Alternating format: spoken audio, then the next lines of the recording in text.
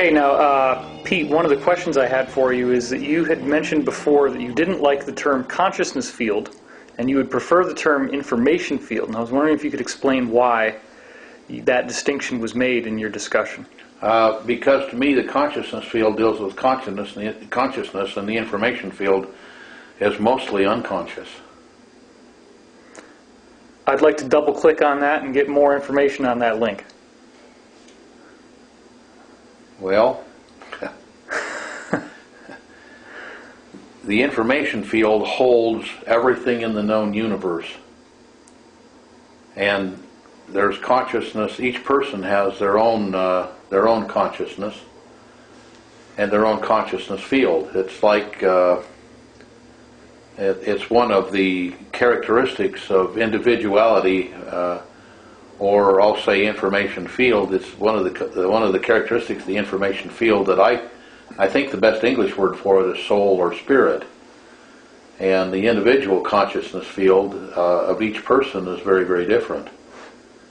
And the information field holds everyone's consciousness, while the consciousness field holds each individual's consciousness, or their,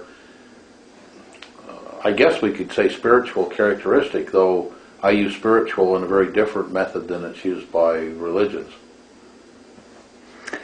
My witness Daniel referred to spirit as the intellect. He said that the intellectual aspects of mind are non-local, that they're not happening in the nervous system at all. They're in the field where those cognitive processes take place. I absolutely agree with that. They're definitely non-localized. They're in the consciousness field, which is not localized with the person whatsoever. It's everywhere and every when. It's not a device. It's not a part of the neural or even non-neural anatomy.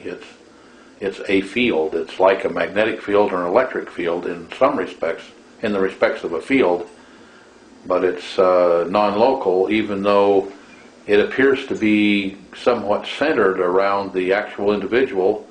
It may be what some people call the aura, but it also has tentacles, if you would, that extend through time and space to infinity. There's a Russian scientist named Budakovsky who takes a holographic photograph of a healthy raspberry plant, shines that light into a raspberry tumor, and the tumor cells rearrange into healthy raspberry cells, and it grows a new plant. Are you familiar with anything like that? Well, I am. I wasn't aware of that experiment, and would very much like to be, because I'm looking for things that I can instrument and observe to try to come to some conclusions. But that, to me, would be a necessity that things be that way. Right. And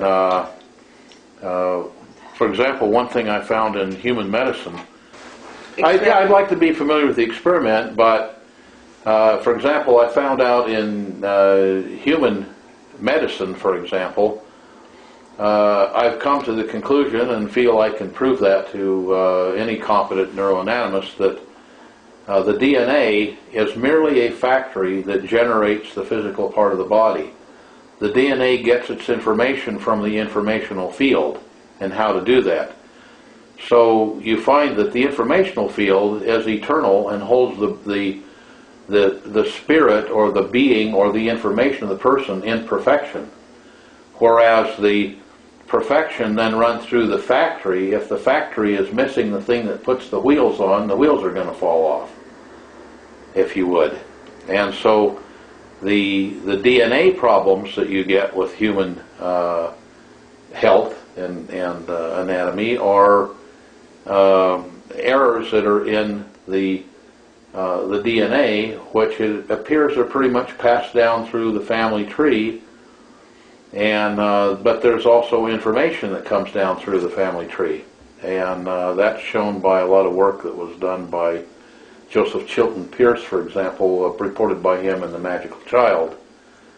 And there's information that's transmitted to heart tissue, actually brain tissue that's in the heart, and that holds most of the person's information about emotional things and a lot of information about taste. For example, they found people with heart transplants all of a sudden love mustard when they couldn't stand it beforehand. And they find that the person that was the donor loved mustard. They find that the person that was the donor was a very loving person, where the person who lost a heart lost it because of a lot of frustration and a lot of stress, and they were a person that wasn't a loving person. Now they become a very loving person, and the people around them have no idea how to relate to them. Does each person have the same degree of contact with this information field or consciousness field? I would doubt that they do, because they're all individual. For example, there are people who just seem to be informationally troubled, if you would, which has nothing to do with being, personally troubled, but they seem to have problems even when you go in and correct things in their. This is from a health field, because I spent many years in that field building medical instruments, and they were all computerized, and we had, years and years and thousands of patient visits that we could go back and take a look at and correlate the long-term data. Those instruments have been out there now for 28 years in the marketplace, and some 16,000 plus instruments around the world, and well over 1.5 million patient visits. So we have correlated that data and have shown that much of this must be the way that things are. So, like the statement that you made was one that I absolutely agree with, that out of necessity there has to be an informational field, and out of necessity there has to be something that drives the DNA. And then we find now we've done some experiments showing that we can generate this field around the body, and the body will act as if the DNA were perfect. If they had a genetic disease, the genetic disease goes away. Now with the advent of stem cell research, we find out that we can use a person's own stem cells in the body and heighten this field around the body, and the cells they had that are replicable cells that had a genetic problem, the genetic problem goes away because the informational field holds the perfect information rather than the flawed information of the gene itself. Well, that's like the Budakovsky raspberry thing I told you. Exactly. Tumor is transformed, yeah. Yep. How could someone strengthen their contact with this field that they have? Do you have any exercises or ways, technology perhaps, anything that they could do? I have technology that could do that, and that's one of the products that I intend to come out with once we get the laboratory and factory completely built. Well, that's tantalizing. Well, I mean, what what have you done? Well, what could you do? What could it do for someone? We'll know that once we get it done and do the testing on it. So I know what I think it would do, and we've been very successful with these instruments. The American Medical Association publishes every year the number of clinical diagnoses that they feel that their doctors got correct. And this year it jumped all the way up to 6% from 5% the previous year. We have 85% of the patients that use the medical equipment that I'm talking about, 85% of the patients feel that within 2 days they don't have what they had when they came. Do you believe in acupuncture points on the body? Well, I have to believe in them because they're there, and you can go to Radio Shack or you can go to Harbor Freight and buy a $4 or $5 meter and adjust the meter appropriately and run those on the body and find every one of the points, put a little dot there, go compare yourself to an acupuncture chart, and you'll look exactly the same. And I did find out how the acupuncture system works. There have been a number of people that postulated it, but they didn't show that it worked. And I worked with Dr. Jean-Claude Duras at the French Institute of Science. He's a very famous acupuncturist. He taught the Chinese acupuncture. They did away with acupuncture in the 20s and made it illegal, even though it was practiced down every alley. And then during the Cultural Revolution, they brought it back. And the reason for that was they had a huge plague, and acupuncture wouldn't cure the plague, but penicillin would. So the French missionaries brought in penicillin, and so they did away with acupuncture and went with penicillin. But acupuncture has its definite uses, as does the sister of acupuncture, which is Chinese herbal medicine. And it makes sense. If you put certain chemicals in the body and certain precursors, you're going to get certain chemical reactions out of the body. So anyway, the acupuncture system is very interesting. What we did is we injected radioactive potassium into each acupuncture point while the person was under a high-speed CAT scan machine, and we found that the radioactivity moved directly to the organ associated with that point for the 3,300 years that the Neijing has been around talking about it, and for the 6,200 years that Ayurvedic medicine has been talking about it.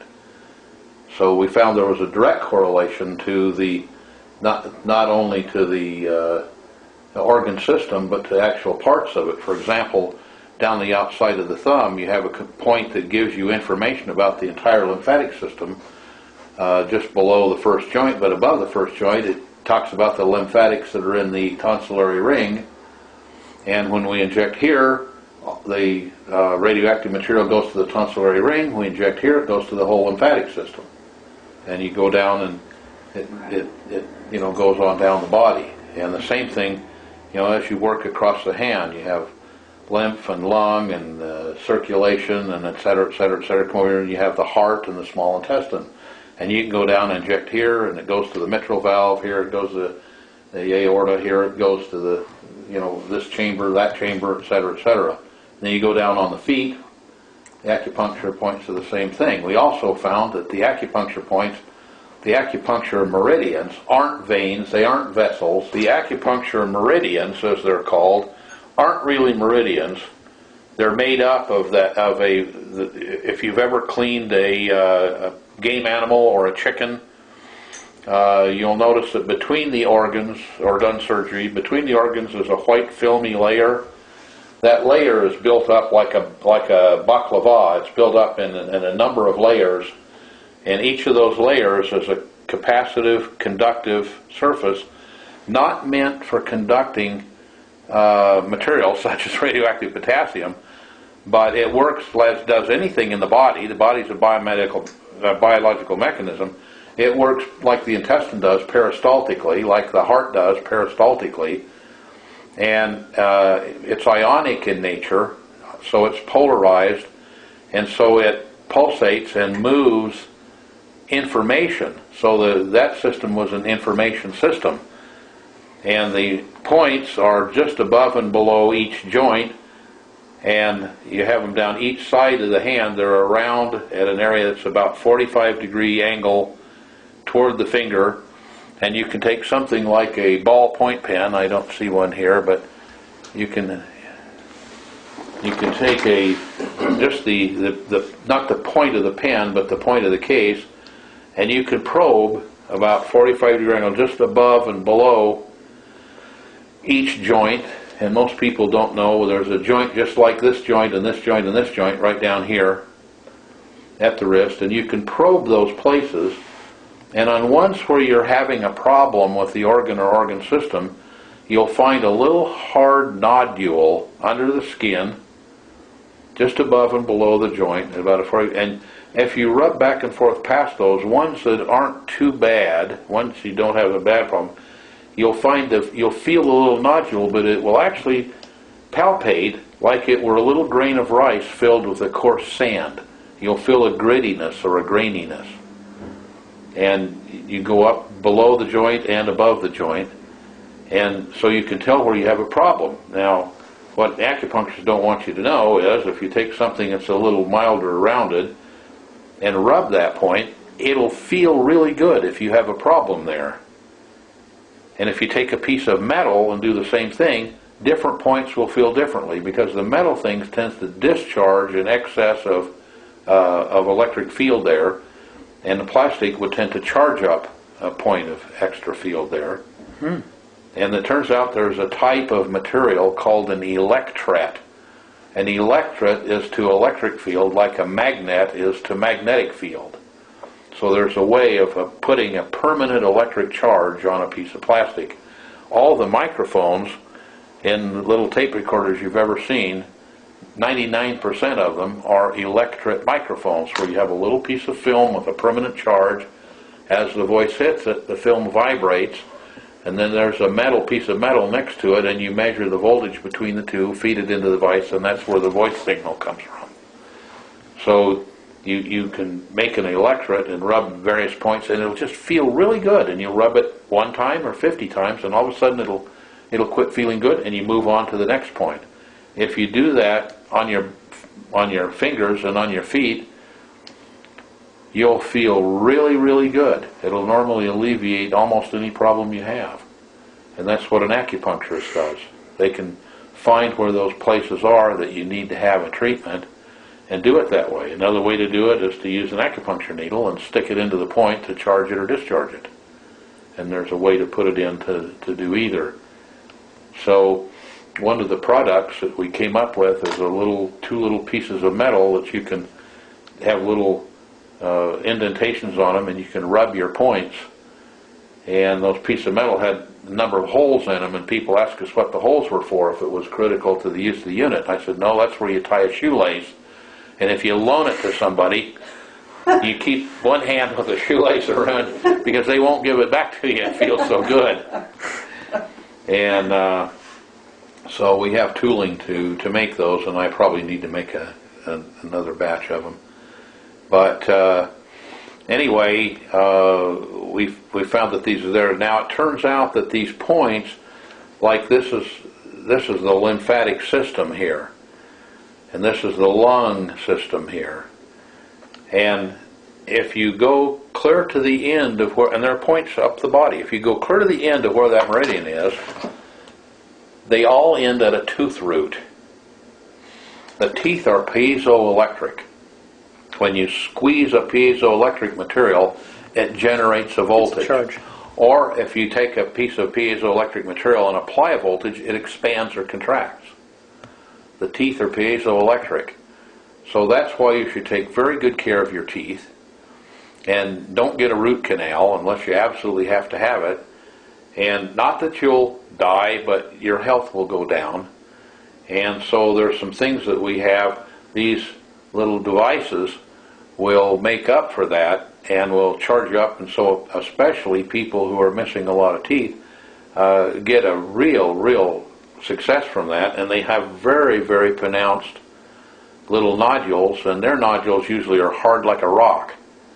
And if they keep massaging them from time to time until it quits feeling, it feels as good as a scratch on a good itch. And when it quits feeling good, move to the next one. And after a period of time, you'll feel the granularity, and after a period of time, it'll just get softer, and there won't be any little nodule under the skin. My mother had a large nodule right here, and it finally went away, but she worked on it for a couple of years. It was on the middle finger. I have one here, as a matter of fact, and it comes and goes. So you're saying that the tissues around the organs have an ionic transfer system, which is to the organ, not that they're around the organ, but they go all the way up the body. If you start stripping out neural tissue, in fact, it's a kind of an interesting thing. Most people don't know, but lions and tigers never eat muscle tissue. It's highly toxic. They strip out the blood veins, the vessels, the neural tissue. They eat intestines, and they eat, the heart and the internal organs. They don't eat muscle tissue. Really? Yep. If they feed them muscle tissue, and they only give them muscle tissue, they'll eat it, but they get very ill. It's very highly toxic. But people eat all the muscle tissue and throw the good parts away. Does that mean that we shouldn't eat a good raw steak if you're a meat eater? Unfortunately. It's very obvious that I eat anything that's slower than I am. But that does mean that. As good as it tastes, it's not good for you. I'm just trying to understand. That's also why the kosher meats have a very specific way of sneaking up on the animal and not alarming them and very mercifully putting them out of their demise is because they don't want that animal to get excited and release a lot of toxin into the muscle tissue. This is not, whether they know it or not. this is not the typical nervous system you're talking about with sodium. No, there's no nervous system there. That's what I'm Right. saying. It's a completely different system. There was a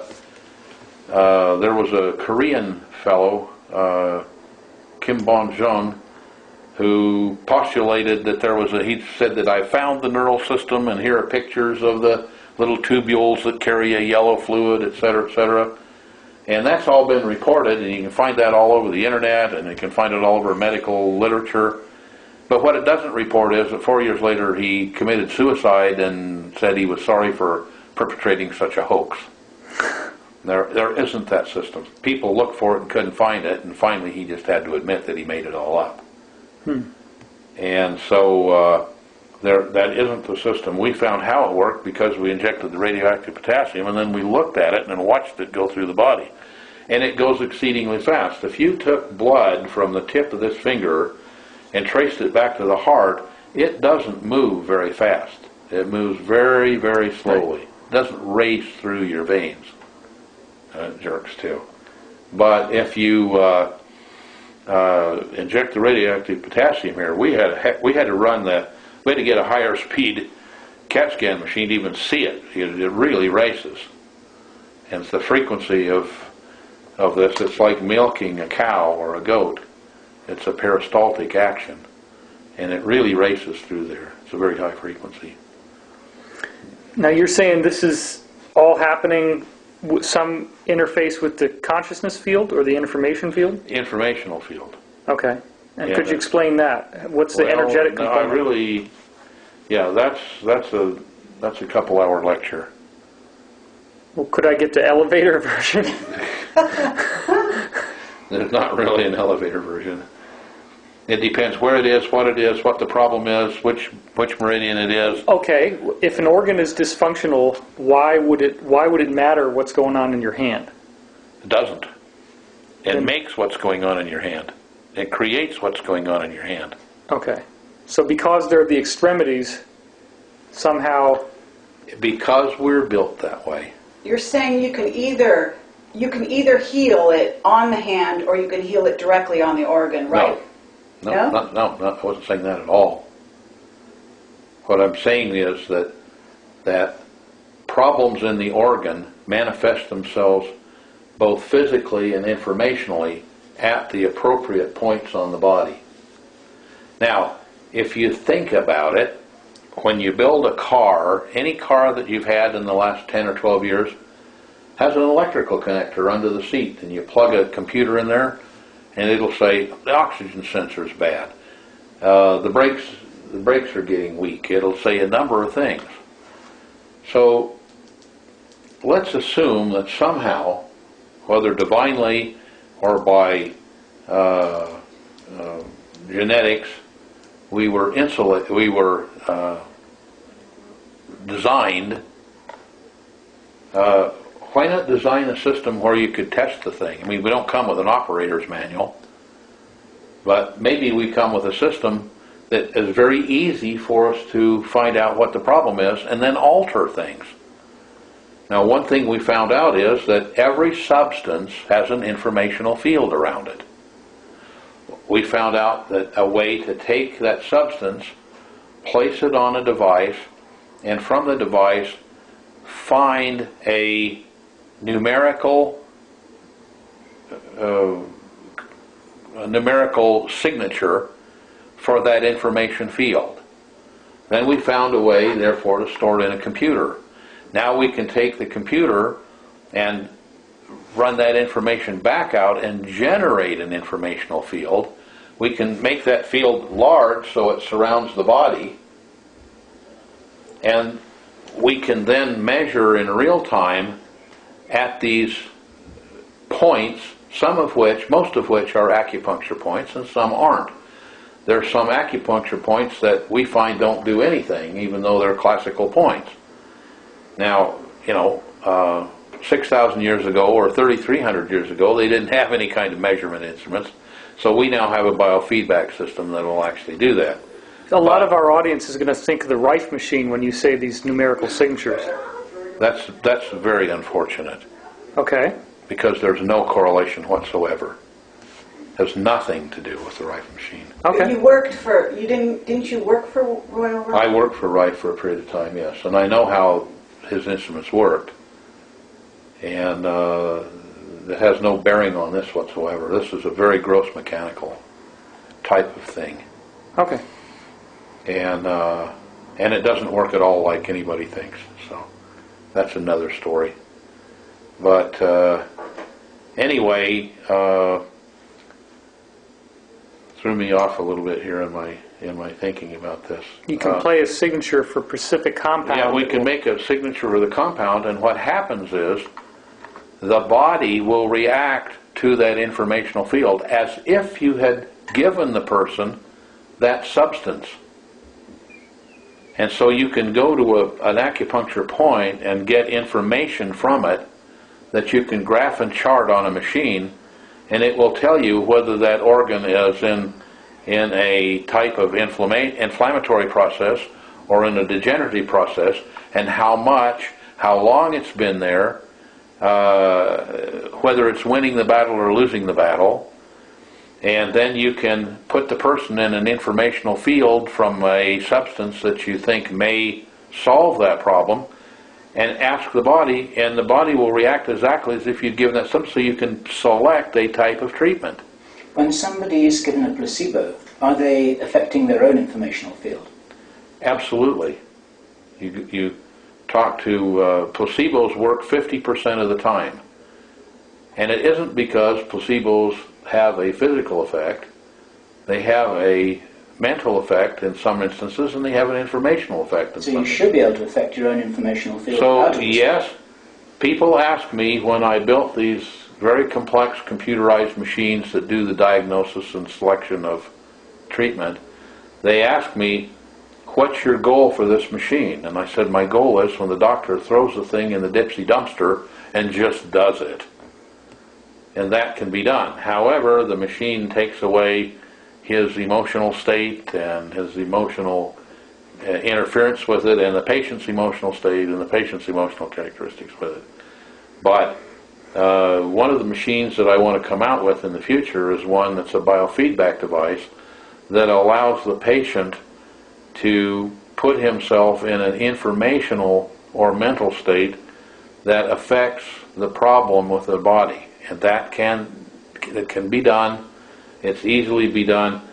And other than gross poisoning or gross overconsumption of something, such, for example, it's very beneficial to have vitamin A. We don't get enough vitamin A in our bodies, but you take too much vitamin A and you'll find yourself gaining water and getting ascites, and some people die from it. And many people almost die from it. So too much of a good thing is too much, no matter how good the thing is. A lot of people are going to want to know, is anybody using this technology? Is there any doctors out there? There are, right now in the United States that I know of, 18,000 clinics.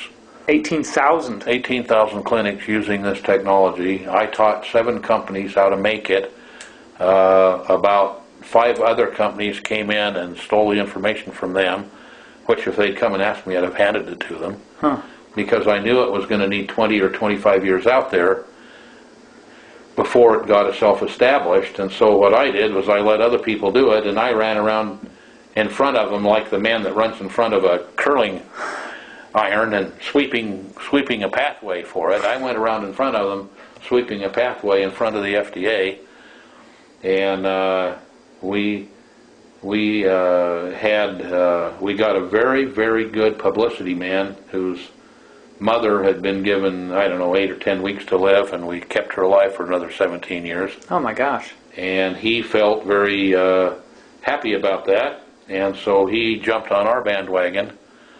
And out of that, it finally ended up, and about 10 or 12 years later, there's actually an alternative medical branch of the FDA, And that branch handles things like we have, and in the meantime I spent a lot of money and a lot of time and effort and got this device actually approved by the FDA. So that was my next question. There must be publications, there must be documentation out there. Well, the only documentation I know is when you put my name into a computer, it'll come up and tell what a fraud this device is and how it's a quack device. But if you find out who put that in there, you'll find out that he says the same thing about a lot of other things that work. And then if you go and watch the man, you'll find that the checks that he cashes at the bank are from large pharmaceutical companies and from the government at times. Right. So what name are they going to put into the computer for that device? I'm not going to say that. I'm not interested in thousands of people associating that and being able to show their friends that I'm a fraud. Anybody who wants to know if it's a fraud, come to me. I'll give you the closest doctor. You can go there and ask the doctor whether his 3, 5, 7, 10,000 patients that went there and 2 days later walked out without their problem think that it's a fraud. Now, I know it's not 100% placebo because placebos only work 50% of the time. And even though the medical people, the AMA says, their doctors only get 5% of their clinical diagnoses correct, if they only get, 5% or 6% now this year of their clinical diagnoses correct, what do you think they get correct of the treatment? You know why they say practicing medicine. Or on the other hand, watch the TV show House, and each incident is they try 5 or 6 or 7 treatments, almost killing the patient each time, and then find out what the solution is. He's supposed to be the best diagnostician in the world, on television. But it's very true to life. It comes out of Canada. They're a lot more frank there. And you get the picture of practicing medicine. They don't have an idea. They don't have a way to have an idea. And so I'm now ready, after 28 years of having this device out there, and about somewhere between, probably 1.2 to 4 million or maybe more patient visits behind it, all computerized. In the medical terminology, it's anecdotal because the patient can't tell you if they're well or they don't have the symptom any longer. That's illegal. But I'm now ready to go up against any one of them because I can prove that my diagnoses with this type of machine are absolutely correct, because when they go look with conventional diagnostic tools and equipment, I'll see the problem as much as 20 years before it manifests itself in the body, where common medical things can test it. How can I prove that? Well, I'll wait 20 years and prove it. That's what we've done. That's why I have 27 years of testing done on it. That's why I have people that came and thought it was a fraud and didn't accept the medication, but I watched them over a period of time and saw them eventually die of what I told them they would die from. So I now have enough evidence. I'm ready to go and do that, except I'm not going to do that because I don't have any desire to be assassinated. But I have people that have more testicles than I have that are willing to do it. Pardon my 10 years in the Marine Corps. You said there's a lot of clones of this technology out there. People have stolen it from you, and they didn't steal it from me. They stole it from other people. I gave it away, so they couldn't steal it from me. If they'd come to me, I'd have given it to them. Is it variable in terms of how well they work? Oh, absolutely. Yeah. The first thing I did was, in my instrument, when you touch the body, in the beginning, the person doesn't know where the points are. So I put a point locator, and the point locator made a tone, which almost everybody likened it to the sound of a cow that was dying. Okay? So when I gave the people how to build this thing, they build it, and everybody says, oh, that sounds like a cow dying. So they changed the tone. They eliminated 80% of the effectiveness of the machine. Because the tone carried a lot of information that if the doctor had only persisted with it for a month, he could then hear that tone, and he could cut diagnosis time down from 35 to 40 minutes to 2.5 to 3 minutes.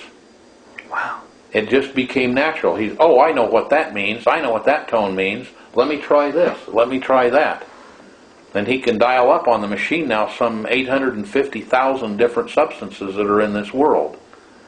All the medications of every medical system known, all the herbals of every herbal system known, all the magic healing potions of every magic healing potion system known, all the chemicals that are out there that are man-made, all the chemicals that you find in nature, all the vitamins, all the minerals, all the pharmaceuticals in the homeopathic pharmacopoeia and in the allopathic pharmacopoeia. Everything's there. So you can go to the machine will help you sort those out and find out exactly what will alleviate the problem. And many times you'll find something that will alleviate a problem in the for example, the small intestine, but find that it'll aggravate the neural system. So you say, oh, well, there must be another medication that'll work and not counteract something here. So you can go back and find that particular medication. Now you know what to give. Now you can ask it, okay, if I'm going to give this, how much should I give? It'll tell you an exact amount. And like everything in nature, there's a bell curve produced, a curve that looks like a bell, and you want that medication that's right at the peak of the bell curve. You want just that amount that'll produce that reaction. And bang, you give it. And many times when we give the medications to a patient, they'll bounce up and down like they were at Disneyland on Mr. Toad's Wild Ride. And all of a sudden they go, oh, I've had that pain for 20 years and now it's gone. Did we heal them? No. Did we cure them? No. Why do I say no? Because it's against the law. Did they believe they were healed? Yes. Did they believe they were cured? Yes. What makes the difference? One thing that I think is really important is if this video is out there online, there's going to be a lot of people that want to claim that they have this technology to profit from it. Oh, absolutely. And it may not be the one that you're actually talking about. Absolutely. How do we prevent against that? Is there a search term we can give people on Google or doctors that actually are using the right one? Or well, the problem is that the first about 6,000 doctors I trained, and they had machines that mooed like a cow, and it was really good, and after that it went downhill. So again, I'm building a laboratory and a factory where I will produce these, and instead of having to do like you have to do today to pay between $12,000 and $50,000 for one of the machines, I've got one that's built in a fountain pen and we'll probably sell it for around $99. Wow. But there are similar heating modalities in existence. Which is there are some that work beautifully. Radionics. But yeah, there are radionics machines that... I'm not saying it's the same. I'm just saying that it's something that works. Yeah, works very well. Oh, works very well, and it works with the. Yes, exactly right. It works through the informational field. Have you heard of the Skanar, the Russian Skanar? I definitely heard of the Skanar, having spent about 8 months with the people doing it, and working together with them. There's another machine for pain. It's called the Acuscope, which was brought to this country by Tony Nabrensky, who was the KGB man in this country looking for medical technology to send home to Russia. There's a guy named Dr. Hartmut Mueller who built this LED thing that you put on your skin. Is that another one that you think works? No. It doesn't work? No, I didn't say that. Oh. I said there are things that work a lot better. That's what I meant to say. Okay. But people can also, as you said, massage these points on their hand. Best medical machine ever invented were these two little things we call acucombs that you just rub your points with and get well. Is there a way people could build those on their own? They probably could as soon as they saw one, but it's easier and cheaper to buy one for me because I've paid thousands of dollars for the tooling, and they stamp them out like shells coming out of a machine gun, and we put them in a tumbler and tumble them, and they actually have a electric material that we invented to actually do the charging. And it's interesting in that you can take one of the units and do it. And by the way, you can find out how you'll react to any food. One of the best things is that anything that goes into the body, you say, how do my organs react to that?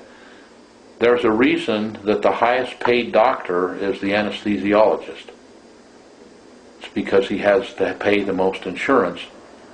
And I think, I may be wrong, you'd have to check what it is these days, but when I was working on it, 2 out of every 100 people were killed by the anesthetic. This thing will tell you exactly, because this finger and the distal side of the middle finger tells you about food absorption here and allergy here. And it will tell you whether you have an allergic dispensation toward that medicine. It'll tell you that anesthetic. It'll tell you how your body will react to it. How does it tell you? By making an indication. What? There's an indication on a meter and on a chart. And when you learn how to read the meter and learn how to read the chart, which can be taught in approximately 1 minute, you can tell whether you're going to have an allergic reaction or not. Another thing we found was out of an major university's animal husbandry department, we found that there are 33 substances that all humans and all animals are allergic to. Most of them are phenolic compounds, have a six-sided benzene ring in the molecule, and a couple are hormones and a couple are proteins. And we found out that we can measure here, and we can find out exactly, if you have allergies, exactly what you're allergic to, and then we can take that material and prepare it homeopathically and give you a couple drops under the tongue, and that allergy will disappear entirely. And then after a period of time, it may come back, and we'll find that you need a homeopathic remedy of a different, what they call potency or strength. And then you take that, and sometimes it takes you 3 or 4 days to chase this thing around and find out exactly what you need, but eventually you'll get to an end point and you won't have that allergy. And as far as I know, when we've tested people now for 28 years, nobody's ever had an allergy come back. Wow.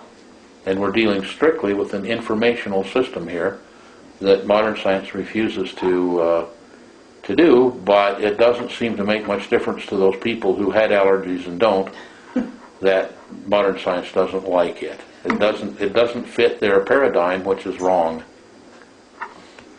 I just want to say on camera here that what we are very clear about, having spent quite some time talking with you, that you're not trying to get rich through any of this. You want to make this technology I don't know. I have no need to make any money. The only reason I want to build the things is so they're built right and they move like a cow. Dying cow. Yeah. Because that lets the doctor do the treatment for much less, or the diagnoses for much less money. And remember, the doctor only uses this to help him in making his diagnoses. Diagnoses can't be made by a machine, only made by a doctor. Yeah. And that's why in the beginning we only sold them to card-carrying AMA, card-carrying MDs. Then we sold a few to chiropractors. We sold a few of them to osteopaths, a few of them to naturopaths. And then the first person to have one that was a veterinarian was the veterinary commissioner for the state of Nevada. And she started using them. And then we have now, I quit keeping track when I started trying to keep in front of these people and keep them out of trouble for using them. And we've not had any trouble in using them because we kept them out of trouble. And anyway, at the time, this was maybe 18 years ago, there were about 350 veterinarians using them. And they were working perfectly. They could find out what problems animals had and how to solve the problem. Okay. Folks, we're coming to the end of our third hour, and there may be a number of other topics which we want to touch on while we have the opportunity. In fact, I know there are a number of other topics. I've had my share of the cherry. David, is there more things you'd like to pick up on? I know that Kerry's got some questions too. Yeah, I'm just sensitive to all the emails that are going to be coming in. People are going to want to know how to buy these little plates. So if you say you can machine them, once you're ready to do that, can you give us information? If I had orders, I could probably ship within 2 weeks. Okay. And I can't tell you what they cost. I know that one of the plates, out of necessity, needs to be copper. And I know that one of the plates, the factory that used to make my electret material, has gone out of business. So either I'll have to make it or find a factory that does it. But we have tooling that fits in a machine called the Yamada punch press that punches it out faster than you can even see, and then it just has to be tumbled in the right combination of things to make it smooth and easy to handle so it doesn't have sharp edges on it. But it's not that expensive is the bottom line. It's not really that expensive. I would the copper in it now costs about $7 or $8 for the copper plate, and probably much the same for the electric plate. And then we have to stamp it and process it. It comes in normally in a little carrying case with a separation between the two, Okay. and a little set of cards that you can fold out that shows all the points on the hand, all the points on the feet. So they're pressure points, whether things that you deal with indigestion and headaches and that kind of thing. Well, you have your first order right now. Yeah. I've taken them to, I don't know, maybe a couple hundred health fairs and Psychotronic Association meetings and Global Science Congress and Tesla Society meetings and dowsing meetings and so forth, and I've never taken them. I started with taking 20, and then I take 50, and then I take 100, and I've never found a time that it didn't sell out before noon. Right. On the first day. And and once I sell 3 or 4, then people can't put it down. So they're standing there doing it. People go, where'd you get that? What does that do? And the guy, here, let me try it. No, I don't have a shoelace. So then I started giving a shoelace with them so they get them back. So anyway, people like the way it makes them feel. It likes the way they make their hands feel. And they determine by themselves, without any help from the government, that they actually do something for them that they like, and so they buy them. Well, yeah, I think it's really important to note that the healing is within. We all have this power to heal ourselves. Well, like I said, in any medical device that I've ever done, and I've also, by having the machine as a biofeedback tool, I found a number of substances that do miraculous things for the body. And such as? Out of all those substances and all the machines, the best thing I ever did was the plates, and they're not expensive. And what I tell people is, if you think about this right, you can just throw the plates away. Which brings up another device that I'll be putting out that looks like a cigarette pack. Well, that's a bad thing to use. Like a pack of playing cards. Maybe that's even bad to use. But it's a little device that has a headband that you have a little electrode you soak with salt water in the front and rear. And it measures... Salt water? Salt water. Just regular salt water, table salt. And you put that on and it makes a tone. And we give a little cassette tape that makes a tone. And you can learn to, with your brain, you can learn to match. It's like if I hum or whistle Yankee Doodle 10 times, you can hum Yankee Doodle. And if I do Mary Had a Little Lamb, you can do Mary Had a Little Lamb. This makes a sound, and you learn to generate that sound by holding your tongue right. By seeing a watchmaker work. The position of your tongue changes the tone? No, that's what I didn't want to say. Oh.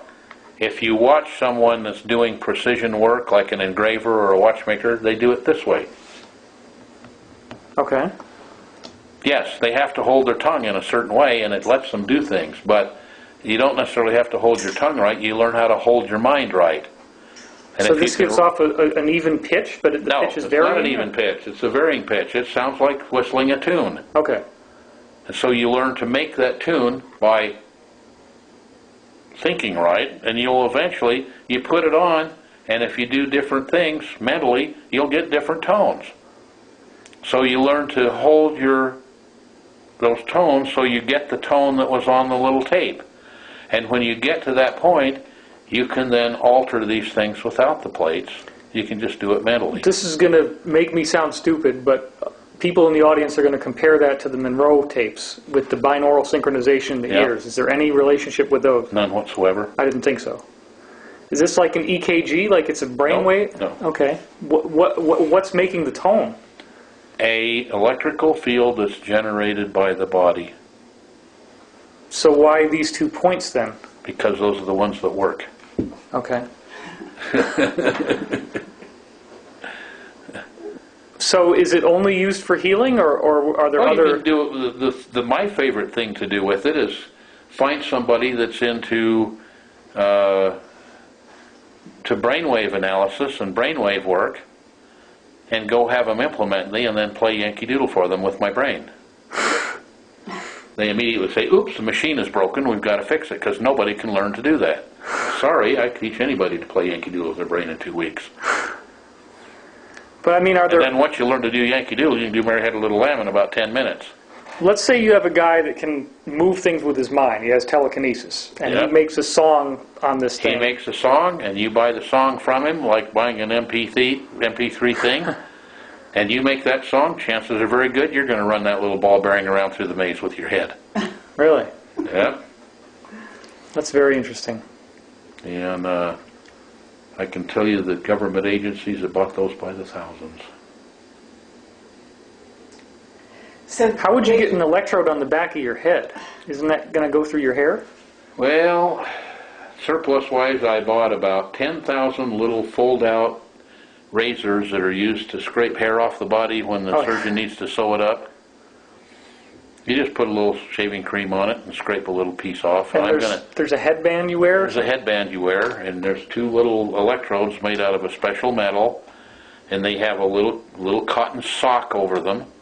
And you soak this, you take water and you put it in a little bowl and you stir water and salt together until no more salt will dissolve, and you dip those in there and squeeze them out a little bit and put them, and use a little washcloth with some soap on it and wipe the grease off the area here and the grease off the area back here that you've balded, and put it on, and it works just fine. Wow. How precise do you have to be in placement? Does it have to be right smack on? No, within a couple inches. No, it doesn't go on the third eye. That's a lot of your people will ask that. It goes in a different spot. Okay. But it's very easy to tell where it goes because you put it on and it isn't making we'll call it brainwave noise. That's not what it is. But then anything that isn't hooked directly to the brain isn't brainwave noise anyway. I have a 60-second question before this tape goes out. Why would the agencies be interested in stuff like this? Oh, I don't know that I can say that. Okay, we'll leave it to our imagination. Leave it to your imagination. Okay. I can tell you that there were a lot of them bought at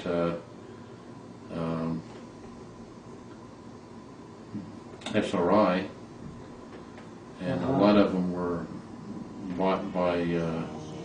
To teach remote influencing. I didn't say that. I didn't even hint that. I said And that. I wouldn't do that if I were you. Oh. Not unless you'd like a visit. You will have a visit if you mention it. Okay. And you won't like it.